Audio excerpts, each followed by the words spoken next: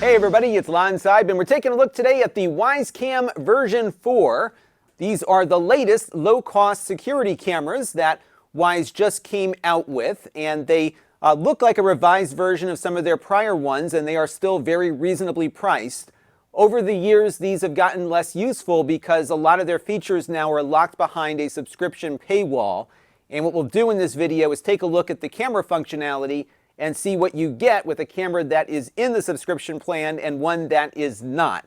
So we're going to dive into this in just a second, but I do want to let you know, in the interest of full disclosure, that these came in free of charge from Wyze. However, they are not reviewing or approving what you're about to see before it was uploaded.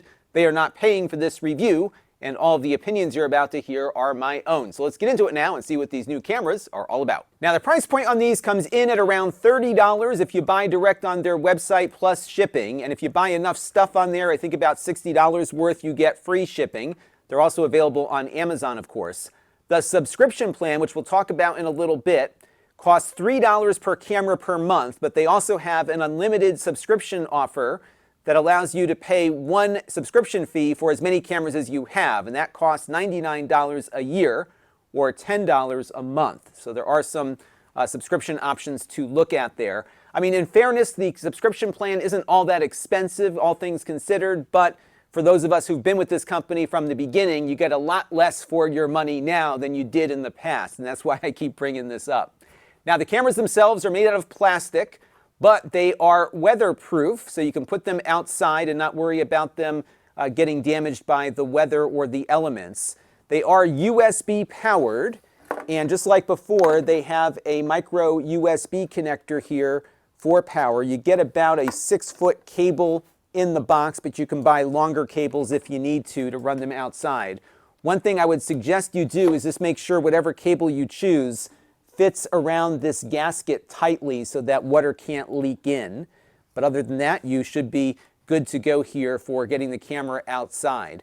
Now, the big deal with these new cameras is that the visual quality is significantly better than the prior edition. So what I've got here is a quick clip that I'm going to run that will let you hear what its microphone sounds like and see the visual quality. Let's take a look. All right, here's a test of the microphone so you can hear what it sounds like. This is what audio it is picking up. Now, the cameras on these shoot at 1440p, which is up from 1080p on the prior edition of the camera. You'll get about 20 frames per second during the day and 15 frames per second at night. So you're definitely not going to be shooting your webcast with one of these things, but you will get decent security footage. Now, they have night vision on board like the prior editions did, and it's a infrared night vision mode that you can enable. It also has color night vision, and I'll show you both in a second. Now, what you have for the infrared mode are infrared illuminators on the front of the camera. These are enough typically to illuminate with infrared light a vestibule or a doorway or something like that. Typically, if somebody walks in front of your door where the camera is, it'll get their face, I think, pretty clearly. But they also now have a color night vision mode. And to assist that color night vision mode, they have a spotlight here at the top that will illuminate when somebody walks in front of the camera. So let me give you a couple of demos here of what I recorded with the camera in its various night vision modes. This is the standard color night vision without the spotlight coming on. You can see it actually picks up the stars in the sky, but it doesn't do a very good job picking up me, as you can see here. My phone that I had on was providing a little bit of illumination, but not much.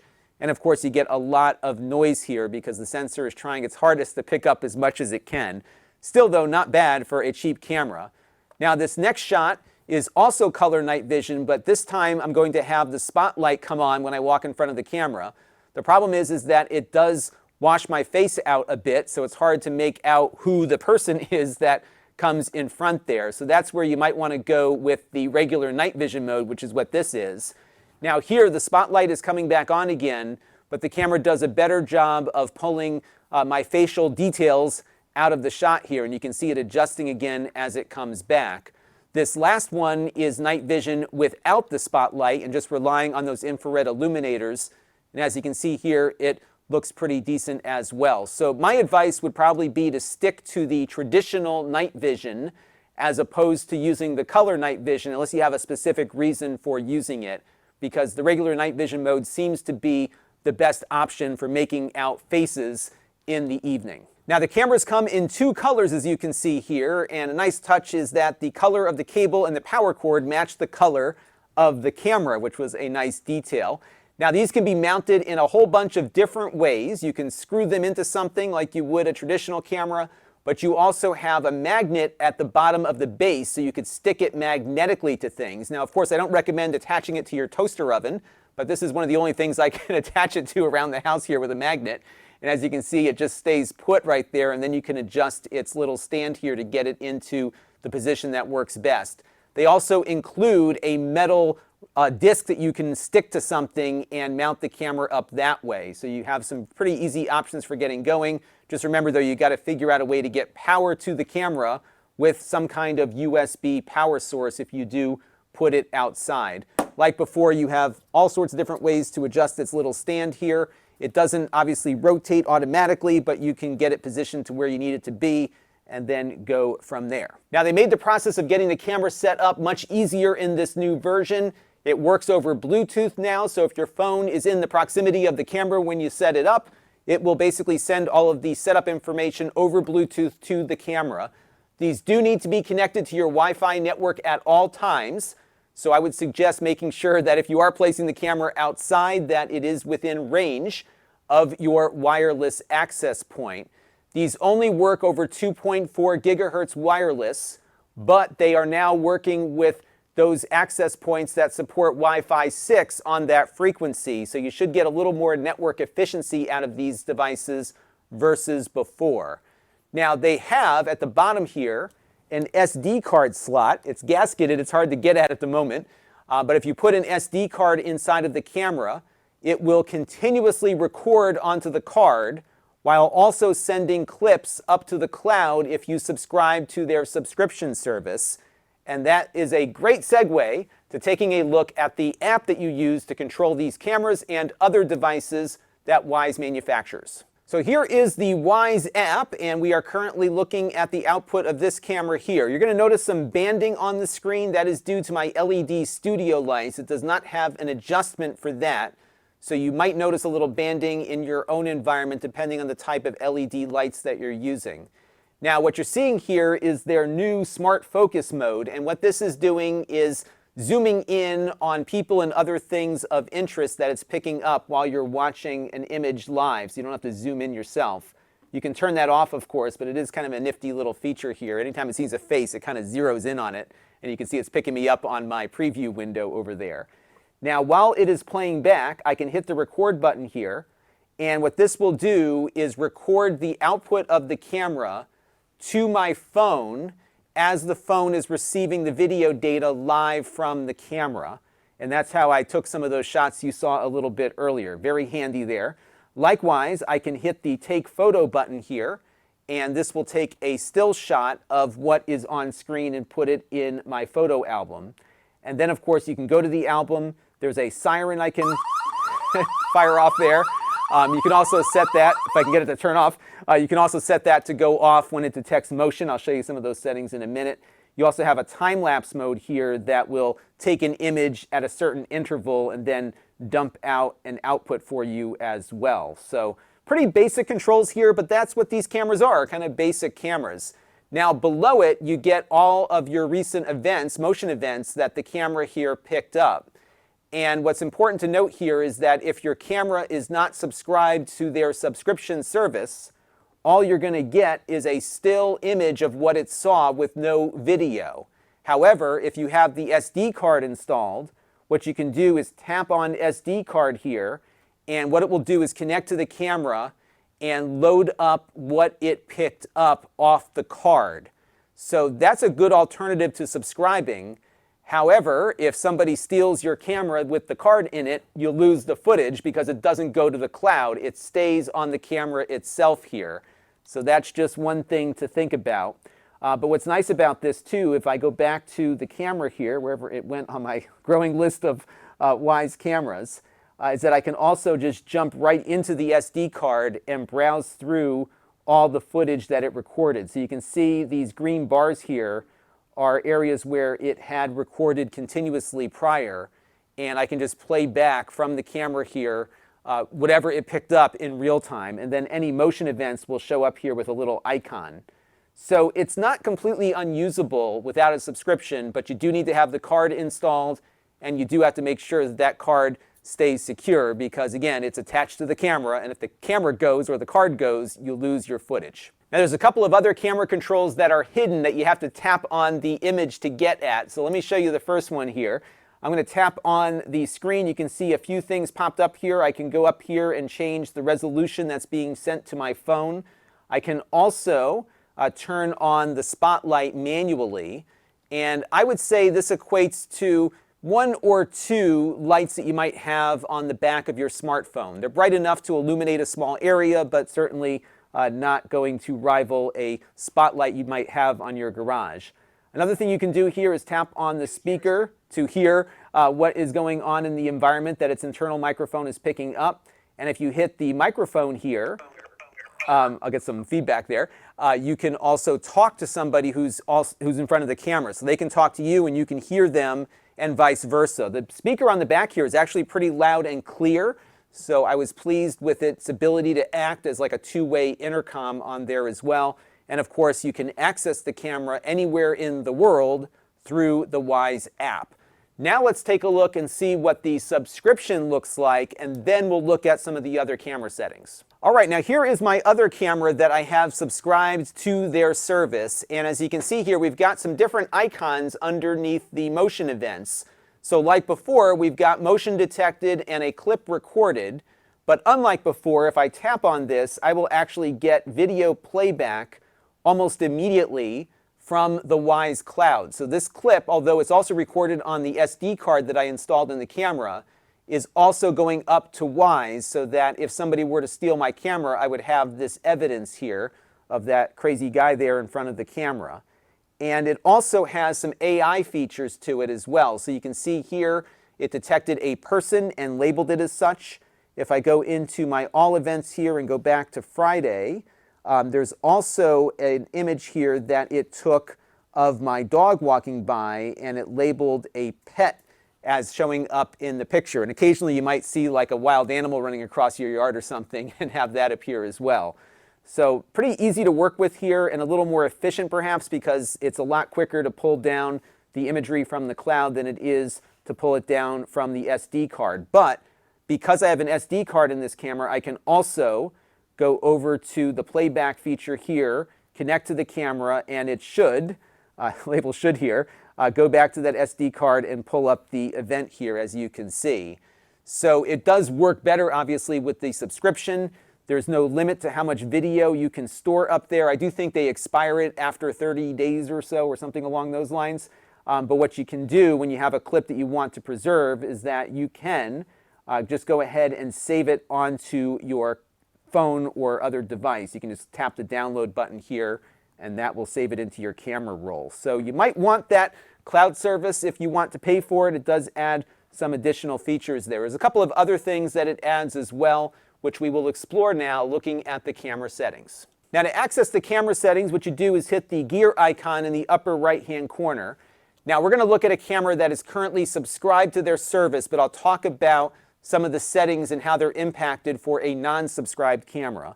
We'll begin with detection settings here. This is the same both on the subscribed and not subscribed. And what's nice about this is that you have the ability to not only adjust the sensitivity, but also set up detection zones where you can limit where the camera looks for motion. One thing I've found with these Wyze cameras over the years is that they're getting better and better at not having as many false alarms as the early editions did. So I left these things out over the weekend, overnight in a couple of different locations and during the day, and I was not getting really any false notifications. It was only when a car came in or somebody walked in front of it that it actually went off. Now, as far as recording clips are concerned, you can have it trigger those recordings by motion or by sound or both. And again, those recordings go up to the cloud when they are recorded, provided you are subscribed. But again, if you have an SD card inside of the camera, it will record continuously and just mark off the motion events on your timeline with this enabled. Now, the other thing you can do here is limit those events to only when it detects something that triggers their smart notification system, the AI-driven thing. So for example, it can ignore motion events that don't involve a person, a vehicle, a package, or a pet. And you can go in and narrow down the number of times you get notified for that. In fact, you can jump into the customization features here and limit things that way. They even have some sounds that they've been able to model so that you could notify if a baby is crying, for example, or a dog is barking or glass breaking and that sort of thing. So there's a lot of stuff here that the subscription might get you insofar as reducing the number of false alerts that you are notified with. Notifications kind of speaks for itself. You can manage the types of things that would notify you. So you could choose to record something but not notify based on those settings we just looked at before. Again, most of these settings are not available on the non-subscription version because the smart settings require the subscription. You also have some alarms here. So if the camera detects sounds from a smoke alarm or a CO alarm, you can have it record a video for that, even if the sound setting is disabled. The spotlight settings here are important. This will work on either the subscription and the non-subscription version. So for example, you can set the brightness level to low or high, and you can also determine whether or not it turns that light on with motion or not. So right now this camera is configured to not turn the light on at all, but if I had it selected here, anytime somebody walks in front of the camera, it will turn on. And you also have the ability to apply those smart detections to it. So for example, I could turn the light on when a person walks in front, but not a pet. So again, pretty neat ways to configure what is pretty much a simple camera here. One other thing to look at here is the advanced settings. So right now, again, I've got an SD card in this camera. I have it configured right now to record continuously, but I could instead decide to just record the events that it picks up. And this does not require a subscription, but any motion event will trigger a recording, and it will put that recording onto the SD card. I can also manage the card in here as well. But there is one more important thing here to point out in the settings for cameras that are not on the subscription plan, and that is back in the event recording feature, again, on a non-subscribed camera, and it relates to the camera cooldown feature here. You will see that right now it's set to 5 minutes, which means that if the camera picks up some motion, it will log that motion and send you a notification, but it won't do it again for another 5 minutes. And to shorten the length here, the only way you can do that is to pay for it. So to have no cooldown, you have to subscribe to get more notifications. Now that's where having the SD card record continuously is really important, because the camera will at least record everything that happened onto the card, even if it doesn't give you a notification when more movement happens in front of it. So that's a big one just to keep in mind here, and that's why I recommend, if you're not going to subscribe, have the camera record continuously to the card so that you have that option. And you also see here that the recording type right now is just set to thumbnail, because again, on a non-subscribed camera, all you get is the still image, but on the cloud service, you will get a video clip, usually around 30 seconds or more, depending on how much motion is going on in front of it. Now, before we wrap up here, I know some of you may have a question about RTSP support with these cameras. Prior versions of the Wyze Cams allowed you to use the RTSP protocol to connect it to third-party DVR systems like Synology and many, many others. These do not have native support for RTSP. There is a Docker solution that I looked at about a year or two ago that allows you to connect to the cameras through that process. And some folks are reporting that it works, others are reporting that it does not. So it's kind of a hit or miss thing on these new cameras. But if you were looking for some kind of RTSP camera, I would not recommend these at the moment. And I don't think Wyze will ever support RTSP natively ever again, because their business model now revolves around collecting ongoing revenue for the cameras through their cloud subscription plan. But if you are okay with the subscription plan, or you have a lot of Wyze devices, these are very nice. I like the image quality. I like the price of them. It's just that you get a little less value now than you did a number of years ago, given the fact that a lot of the features that you used to get for free are now locked behind that paywall. That's going to do it for now. Until next time, this is Lon.TV. Thanks for watching. This channel is brought to you by the Lon.TV supporters, including gold level supporters Brian Parker, Budley, Hot Sauce and Video Games, Steve Green, and Amda Brown. If you want to help the channel, you can by contributing as little as $1 a month.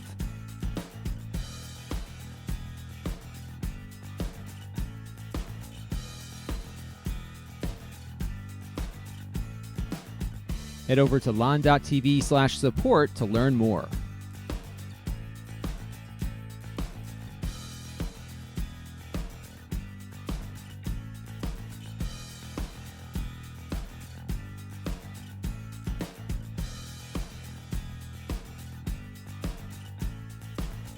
And don't forget to subscribe. Visit Lon.TV/s.